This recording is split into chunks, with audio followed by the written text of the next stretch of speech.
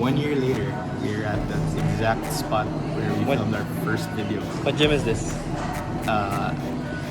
Eton Tower. Anytime Fitness at Eton Tower, Makati. The very first. The very first. The very, very first.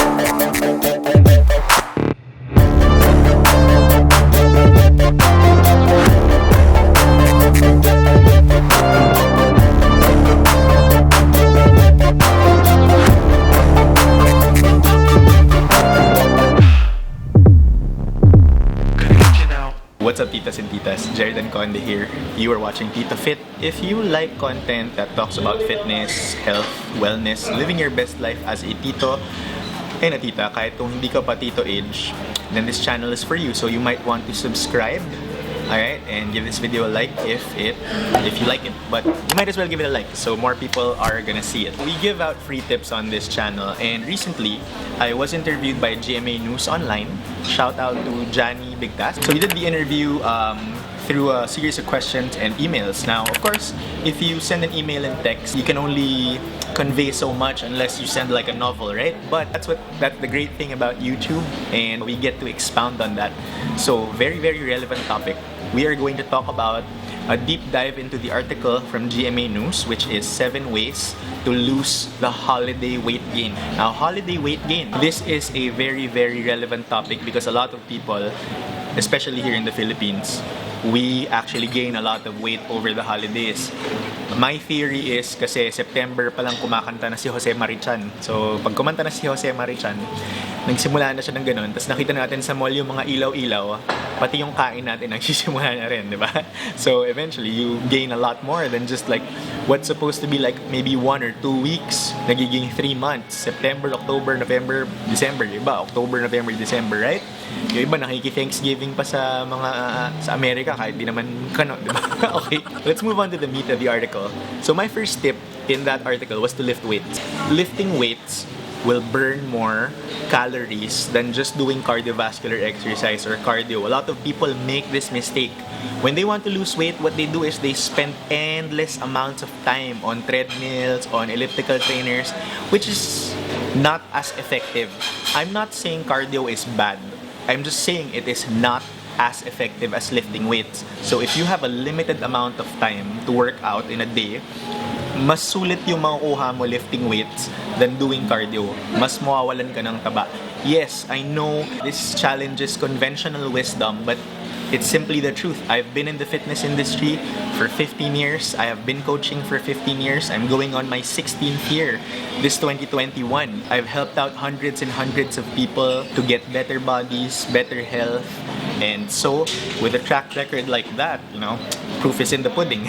Back to it. Lifting weights will burn more calories in the long run, like I said. You may burn more calories during the session if you do cardio. So, halimbawa, if you do cardio for 1 hour, if you like, say, for example, you run or jog for 1 hour, because obviously, you're probably just going to be jogging for 1 hour. Probably burn about 700, 800 calories even.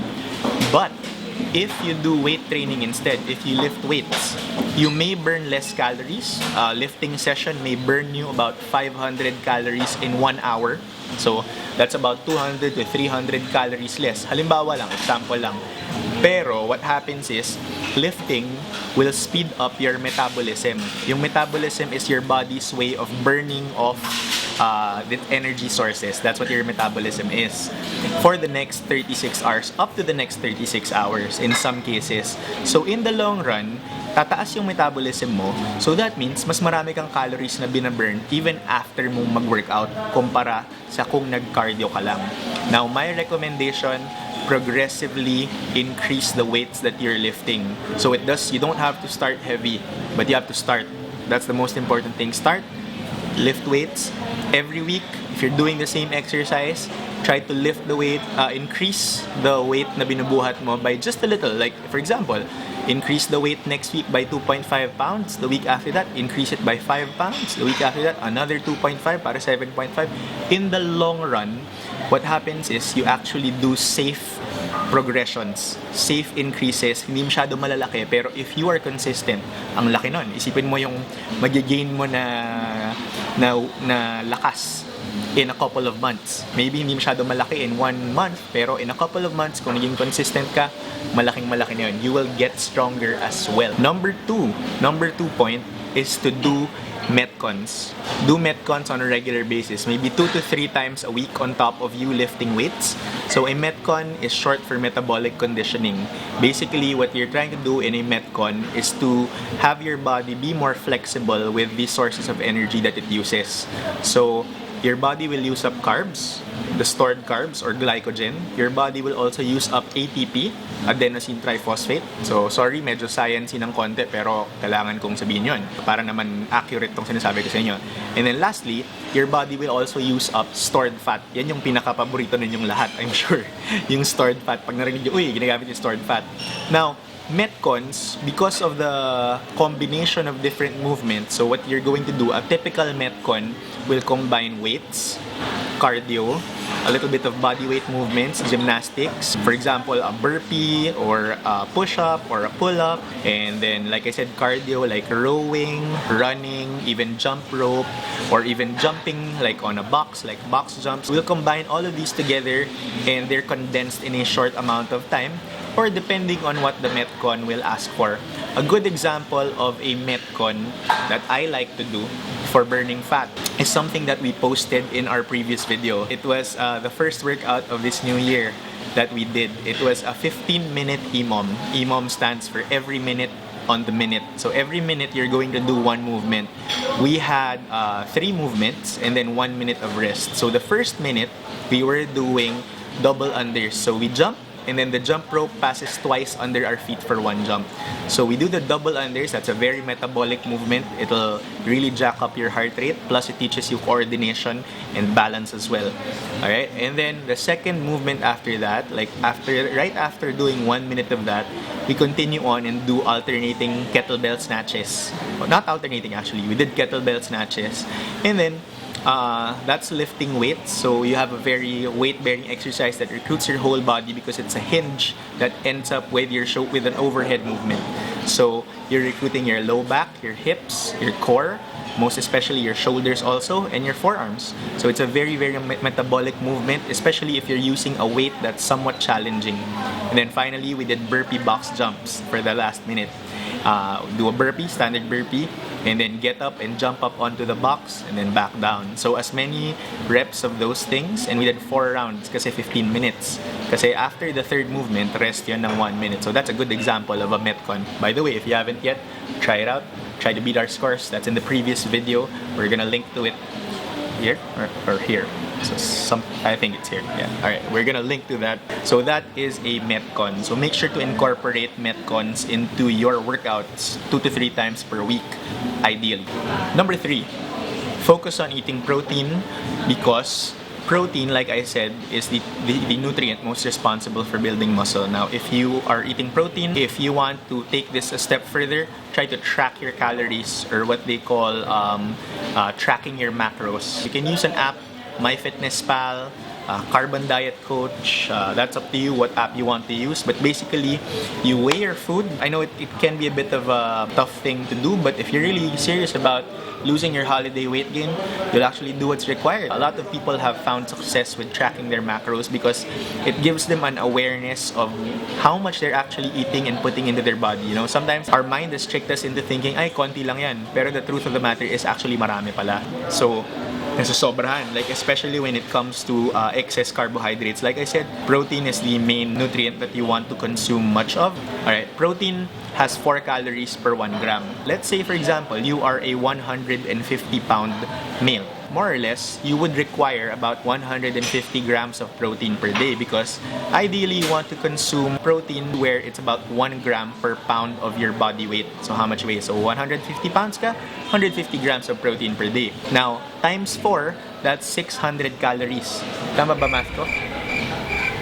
Yeah, I think so. 600 calories times 4 kasi 4 calories, di ba?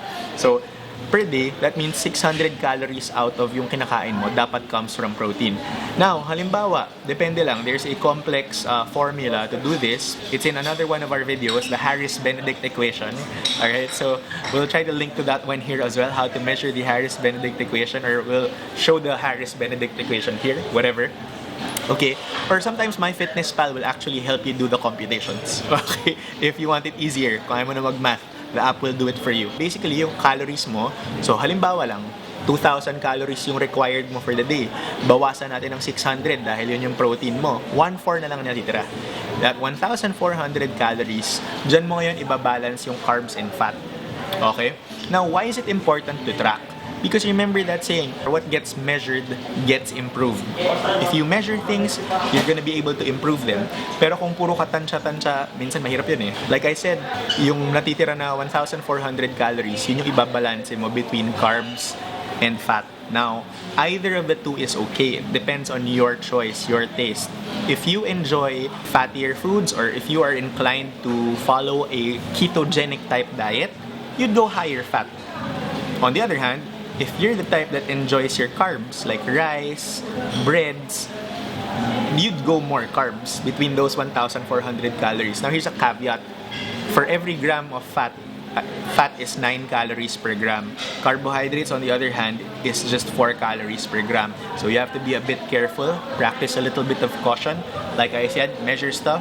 Ang starter pack niyan, MyFitnessPal, and you need a food scale, a weighing scale para sukatin lahat. Alright, so that's your starter pack for that. Protein will build muscle. Protein will speed up your metabolism. Protein will also make you feel full. So those are the benefits of focusing more on protein. Number 4, eat your vegetables, okay? Kumain ka ng gulay, ika nga nila, pampahaba ng buhay. Alright. The good thing about vegetables when it comes to losing weight is vegetables help pass things through. They're very rich in fiber, they're very rich in plant nutrients. Now, make sure to cook your vegetables, by the way, so that your body can better handle them. A salad is not always the best way to do this. So sometimes, especially with cruciferous vegetables like broccoli, cauliflower, spinach, your best option is to cook them rather than have them raw, because your body can better absorb them and they'll be less disruptive to your gut. Now, the fiber, the nutrients, and all of this, these all help with burning fat. There are a lot of nutrients in vegetables that help your body process things better. Plus, they keep you healthy. So I recommend at every meal, at every solid meal, if you eat 2 solid meals a day or 3 solid meals a day, measure your palm like this, how big your palm is. That's like how much vegetables you should have at least. Personally, I even have more. I use a greens powder to add to my branched chain amino acids pre-workout. So it's actually right here because I'm about to work out. And inside this is a greens powder and some BCAAs. So actually, if you look at it, it's green inside. Okay, it's actually green. So have your greens daily. That's one good trick. Remember, fiber helps things pass through. So if you don't eliminate regularly, you're not gonna be losing much weight. Okay, that's not to say that you should chase diarrhea. Okay. Number 5 tip is to make small but sustainable changes to your diet. Now, it's very important to make these small changes that are sustainable. So, for example, you have an addiction to sugary drinks. You have a bad habit of having more milk tea, a lot of milk tea every day. Now, I'm not gonna tell you to completely cut it out right away, because that's tough, especially with the sugary stuff, because sugar has addictive effects. So that's one of the reasons why I try not to have people consume sugar, because it can be addicting, can be very habit forming. That's why you start craving for it. It lights up pleasure centers in your brain. So it doesn't make you happy. When people say na, masaya naman ako, uminom ako ng asukal, at least, diba, masaya ako, yung fit, hindi siya masaya kasi hindi, that's not true. Pleasure and happiness are different things. Okay? Lights up your dopamine sensors. It's all about hormones. So, consuming a sugary drink will light up dopamine sensors and give you a temporary sense of pleasure. And it's just hormones, it's just chemicals. And then you get addicted to that feeling and you need more and more of it. That's the thing with addiction. So what you have to do is slowly cut it out. Like if you drink milk tea every day, cut it out to 3 times a week. Then after another 2 weeks, make that once a week. And then make sure you only have it on a day that you work out. Parang think of it as like a kind of reward, but I'm not a fan of doing that. But I'm just saying, you do what works for you to make small sustainable changes to your lifestyle, because that in the long run, that's what's going to work. Now, if we take it out completely and you have the tendency to go back to these old habits, we've already failed.